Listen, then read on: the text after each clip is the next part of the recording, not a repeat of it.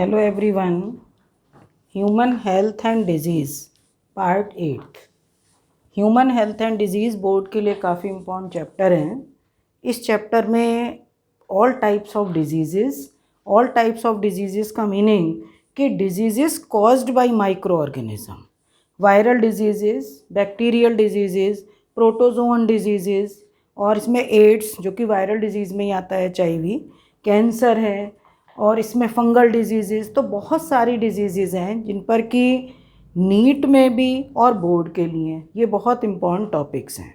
बाकी इसमें सारे इम्पॉर्टेंट टॉपिक है, इम्यूनिटी है, ड्रग्स एडिक्शन है, या इसमें इम्यूनिटी के अंदर ऑटो इम्यूनिटी, एलर्जी, तो बहुत सारे टॉपिक हैं। एक के बाद एक मैंने वीडियो डाल रही हूँ इसकी।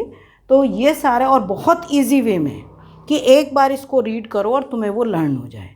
जैसे आज का टॉपिक है वायरल डिजीज़ और इसका ए पार्ट है ये, इस वायरल डिजीज़ में बहुत सारी डिजीज़ हैं। तो मोस्ट कॉमन या मैनी वायरल डिजीज़, इसको तुम यहाँ पर लिख सकते हो कि मोस्ट कॉमन वायरल डिजीज़ कौन कौन सी हैं?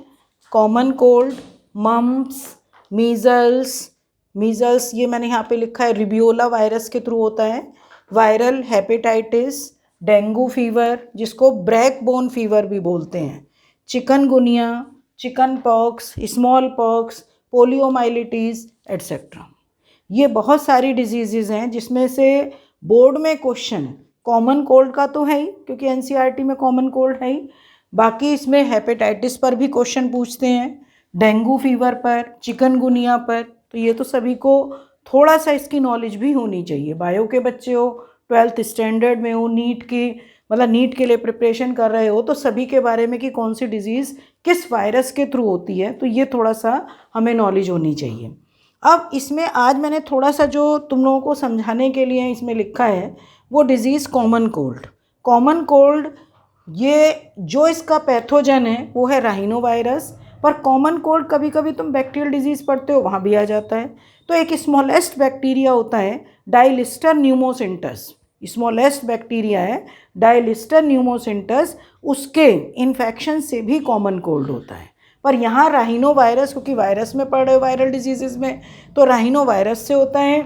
इसका इन्फेक्शन किसके थ्रू होता है? मान ले किसी को कोल्ड है, पहले जनरली ओरली सुन लो कि जैसे मान ले किसी को कोल्ड हुआ, उसको स्नीजिंग हुई, कफिंग हुई, ड्रॉपलेट्स इधर उधर गई, और ड्रॉपलेट्स या तो डायरेक्ट इनहेल्ड हो गई, दूसरा हेल्दी पर्सन है उसके पास डायरेक्ट इनहेल्ड होता है, माउथ के पास एकदम हम स्नीजिंग आती है तो डायरेक्ट या तो इनहेल्ड हो जाए, या फिर वो जिसके टच में है, मान लिया वो कंप्यूटर पे काम कर रहा है, कीबोर्ड है, माउस है, या अपनी बुक्स से काम कर रहा है, बुक्स है, कॉम्ब है, पेन है, पेंसिल है, जब वो यूज़ कर रहा है और उसको कॉमन कोल्ड है, वही चीज़ दूसरा हेल्दी पर्सन उसको यूज़ करेगा तो infection takes place in healthy person. तो यहाँ पर ये है कि ड्रॉपलेट्स रिजल्टिंग फ्रॉम कफ और sneeze of an infected person are either inhaled directly or transmitted through contaminated objects। और कंटामिनेटेड ऑब्जेक्ट्स कौन कौन से हैं? अभी मैंने लगता बुक्स भी हैं, कॉपीज़ भी हैं,